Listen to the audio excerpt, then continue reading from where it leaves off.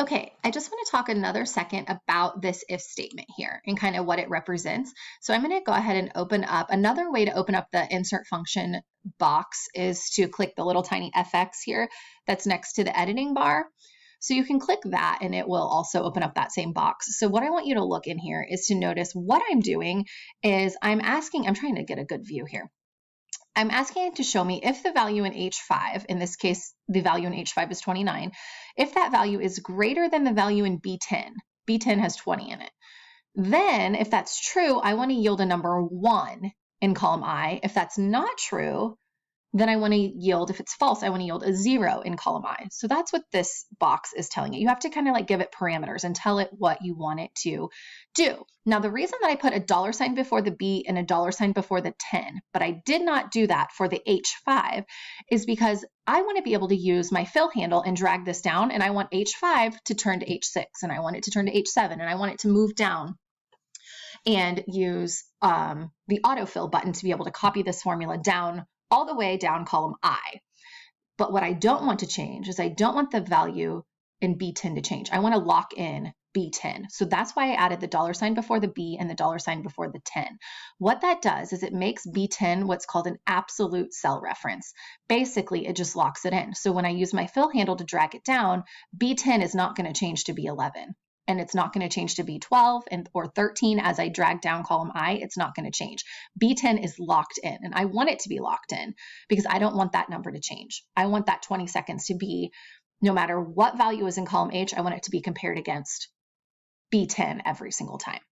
So hopefully that explains it a little bit better. So now I'm going to go ahead and say, okay.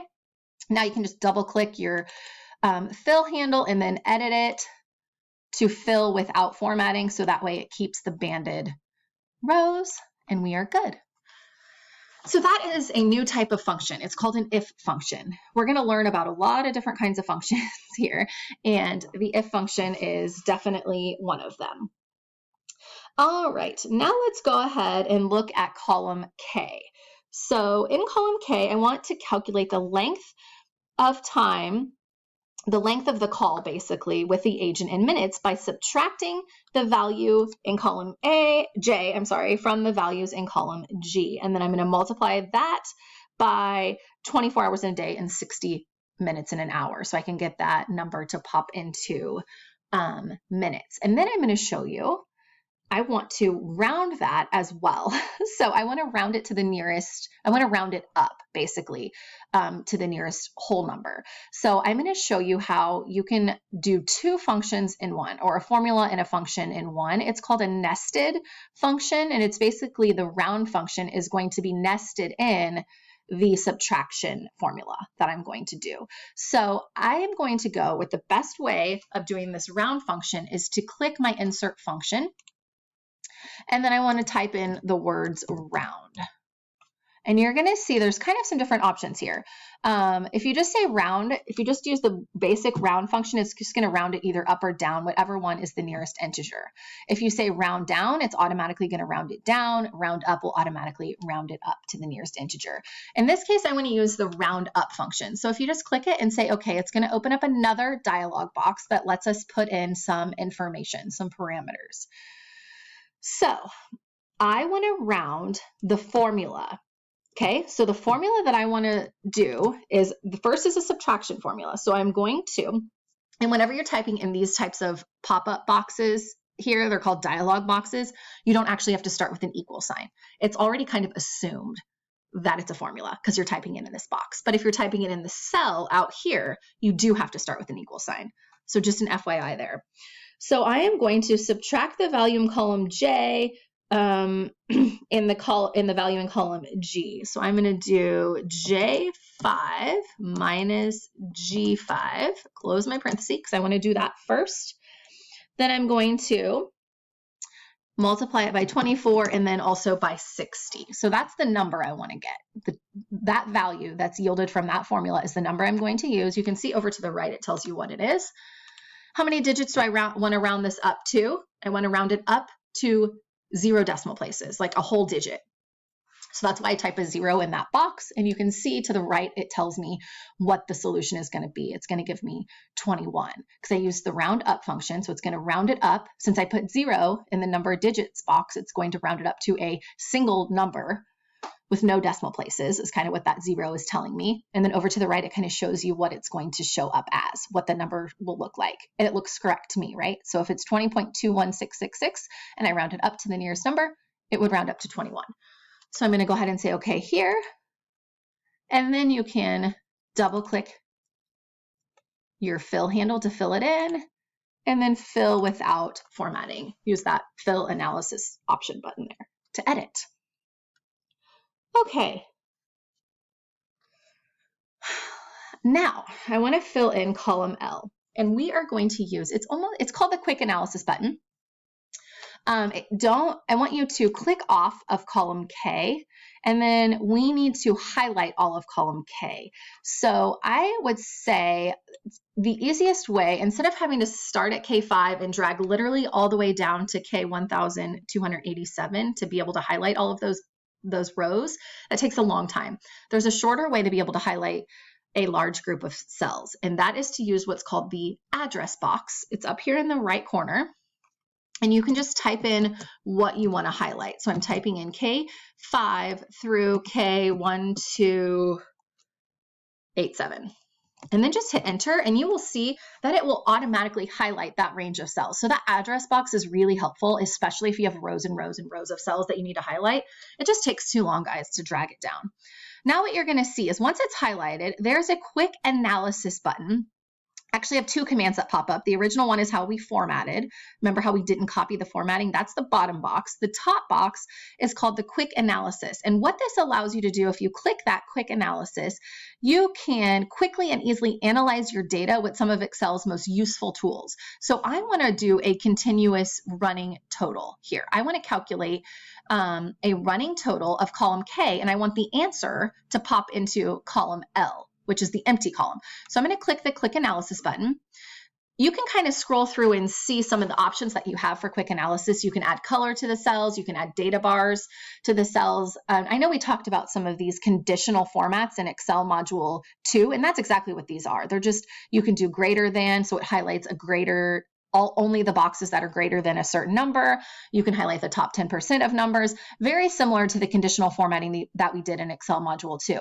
In this case, though, I want to calculate the running total of column K, and I want the answer to pop up in column L. So I'm going to click the Totals tab, and then you can see you can sum, average, count, a percentage of total, or running total. I'm going to use running total, but the first running total in blue is actually going to be a running total for the rows. And I need to running total the column because it's column K, not a row. So I'm going to hit the arrow to the right till I get to the running total that shows in column format, which is the orange running total. And then I'm going to go ahead and click it. And you're going to see what pops over in column L is the running total of column A. So if you're confused about what a running total is, what it's doing here is it's taking the two, like for example, this first box in L5 is just 21, but now it takes 21 and adds the 17 to get 38. And now it takes 38 and adds the 32 to get 70. And it's just a running total all the way down column L. Now the book tells us to remove the bold formatting, and I think the easiest way to do that is just to highlight column L by clicking on the L. That will highlight the entire column, going to the Home tab, clicking bold, and then removing the bold. So it takes it away. You have to click it twice to add it and then to take away the bold formatting. Okay, so now we're going to do a few more formulas over here in B6. So for B6, we're going to calculate the total number of calls to the claim center by using the count function. So again, you can go to the formulas tab and go to insert function and type in count in the search box and it will pop in. There's also, and then just double click it. And it wants us to find the count of column, let me tell you, it's a column F. So I'm just going to type F and through F. I think I can do it this way. If not, I'll do it a different way. I think it's F through F. Yep. If you just do F and then colon for through and then hit F again and then just say OK, it should count up all of the values in column F. In fact, it did. Another thing that I want to show you that you could have done that I think sometimes might be a little bit easier. I'm going to go ahead and backspace out of there and hit escape to get rid of, let's just clear that. Let's just delete it out. Another way to do this is to start with an equal sign and then just start typing the word count, and because that's the function that you're using, and then screen tips pop up with some different functions. You can just double click on the function that you want to use. In this case, I'm going to double click on count, and then you could do the same thing.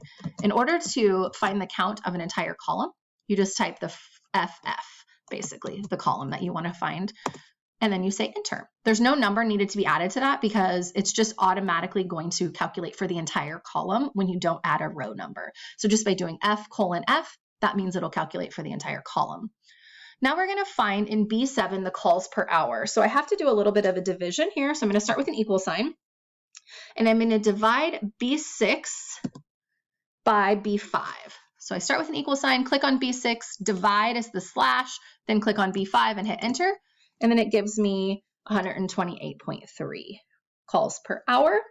Now we're going to go to B11 to B13 right down here. So I'm going to start in B11 and we're going to do it in this order. We're going to find the average, the median, and the mode functions here in that order. So again, you can go into the insert function button and search for average, but the quicker way for me is just start with an equal sign and start typing the word of the function that you're looking for, and then it pops up and you can just double click it.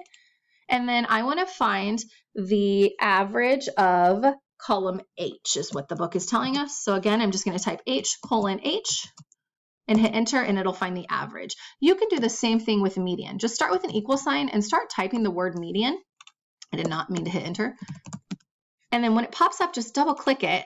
And again, type in H:(H), and it will find the median for you of column H. B13 is the mode. So just start typing mode, M-O-D-E, and you'll see it pop up. You can double click it. And then again, H:(H), and it will find the mode for you. So you kind of have to throw it back, right, to math class in high school when you learned what average, median, and mode are. Mode is most, the number that appears the most. Median is the middle number. Average is all of the numbers added together and then divided by the number that there are. So it gives you the average time. We're going to do shortest and longest by using minimum and maximum. Same thing, start typing MIN, and it's for column H. I'm going to double check that it's still column H though. Oh, it's actually column K for minimum and maximum. So I'm going to do K through K and then hit enter, and then equals max for this one. The same, K through K.